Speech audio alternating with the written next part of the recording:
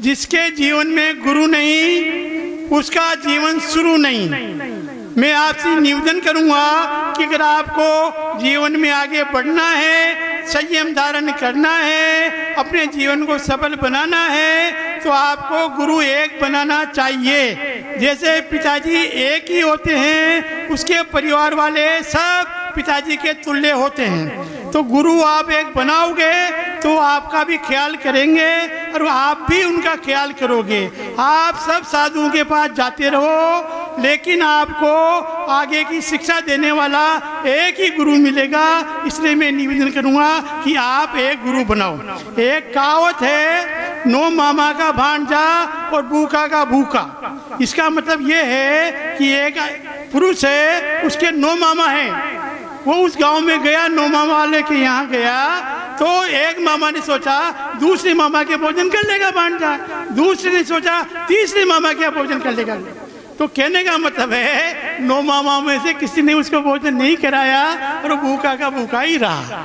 इसीलिए एक गुरु बनाओगे तो आपका वो ख्याल रखेंगे और सबके पास जाते रहोगे तो वह ठीक है, पूजनीय है, सबके पास जाना भी चाहिए, धर्म धार्मिक ही होगा, पुण्य बढ़ेगा, लेकिन गुरु एक बनाना चाहिए। मेरा ऐसा निवेदन है।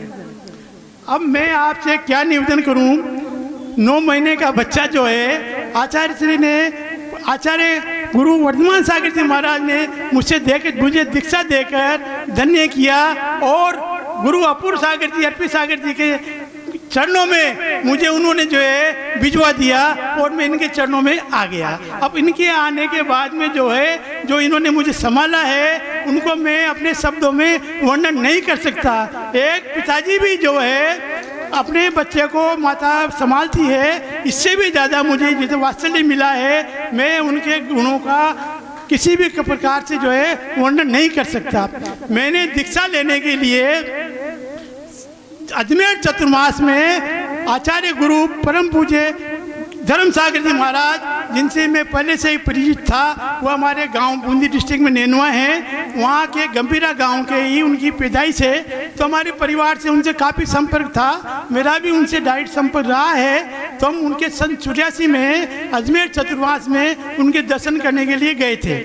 तो तब उन्होंने मुझसे एक ही कहा था कि प्रेम, अगर जीवन में आगे बढ़े तो इस परंपरा को मत छोड़ना। वह बात मेरे कान में इतनी जबरदस्त बैठ गई कि आचार्य शांति सागर जी की परंपरा को मैं किसी कीमत पे नहीं छोड़ूंगा। मैं सब साधुओं के पास जाता रहा, सबको मैंने देखा, सबको परखा, सबने मुझे परखा। दीक्षा लेने से पहले जब मैं किसी आचार्य से बात करता तो 5 आचार्य ने तो मुझसे कहा कि भाई तुम हमारे पास क्यों नहीं लेते हो, हमारे में क्या कमी है, हमको वो बात बताओ। भाई मैं कोई कमी नहीं बता सकता। मैंने कहा मेरे दादा गुरु का आदेश है, मैं उसकी पालना करूंगा। मैंने किसी की कोई बुराई वाली बात नहीं की, सब गुरु सम्मानीय है। तो मैंने दादा गुरु आचार्य धर्म सागर जी की बात को मानते हुए 2014 में जब समय शिखर जी में चतुर्मास था आचार्य श्री का, तब मैं उनके दर्शन करने गया।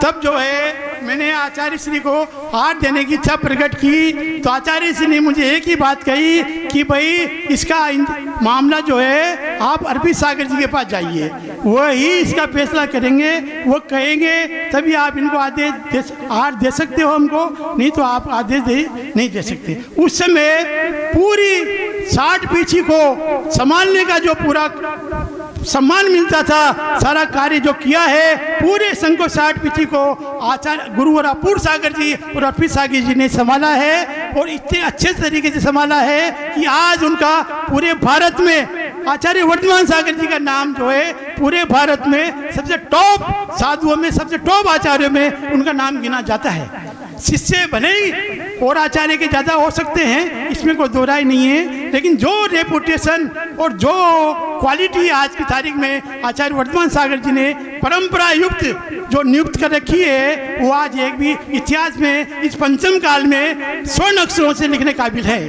क्योंकि आज कोयले का खाना खाना, कुएं का पानी पीना, शुद्ध जल के त्याग वालों से हाल लेना, हर आदमी सोचता है कि कहाँ से ऐसे आदमी मिलेंगे, हार मिलेगा नहीं मिलेगा। आई लपेटे केली कपड़े को लपेट लिया, प्लास्टिक की थैली में रख लिया, कुछ सोने का ध्यान नहीं है, आ गए हार दे दिया, ऐसा चल रहा है। परंपरा है जो चल रही है, जो चलेगी, उसका कोई इलाज नहीं है। लेकिन इस परंपरा को दृढ़ता से रखने वाला आज की तारीख में पूरे हिंदुस्तान में एक ही गुरु है, आचार्य वर्धमान सागर जी का संघ। अब 8 महीने गुरुजी ने, वर्धमान सागर जी ने मुझे दीक्षा दे करके गुरुओं के चरणों में भेज दिया, और गुरु ने मुझे किस तरह से संभाला ये मैं बात आपको क्या बताऊं। जैसे मुझे कमंडल पकड़ना, कमंडल रखना नहीं आता था, वो मुझे गुरुजी ने सिखाया। मुझे पीछे रखना नहीं आता था, मुझे गुरुजी ने सिखाया। एक गलती को मैंने कई बार दोहराया है, क्योंकि अनभिज्ञ हूँ, बिना पढ़ा लिखा हूँ, कभी काम नहीं पड़ा था। लेकिन गुरुजी ने मुझे जो है इतने प्यार से, इतनी मतलब बहुत ही वात्सल्य से मुझे जो है हर बार उस अतिचार को करते, अनिचार को करता हुआ भी मुझे अतिचार मान करके बार बार मुझे जो है प्रेम से समझाया कि इसको यूँ रखो, इसको यूँ रखो। शब्दों में मैंने कई गलतियाँ की है, लेकिन इन्होंने मुझे जो समझाया है मैं क्या बताऊँ। मेरे को तो 100% विश्वास हो गया कि मेरी जो समाधि जो होगी वो उत्कर्ष समाधि में गिनती आएगी, क्योंकि मुझे गुरुओं का सानिध्य, बहुत उत्कृष्ट गुरुओं का सानिध्य मिला है। इसलिए मुझे पूरा विश्वास हो गया कि मेरी उत्कृष्ट समाधि होने की मुझे संभावना नजर आने लग गई है। हर बात में जो मुझे वात्सल्य मिला है गुरु का, आचार्य अपूर्व सागर जी महाराज का, अर्पित सागर जी महाराज का, मैं मेरे जीवन में किसी भी कीमत में नहीं भूल सकता। मैं इनका बड़ा उपकारी हूँ, और मैं आपसे भी निवेदन करूँगा कि आप भी जो है अपने जीवन में आगे बढ़ने के लिए सोच समझ कर निर्णय लेवें, सोच समझ कर निर्णय लेवें। जब बोलो 108 अपूर्व सागर जी महाराज की जय।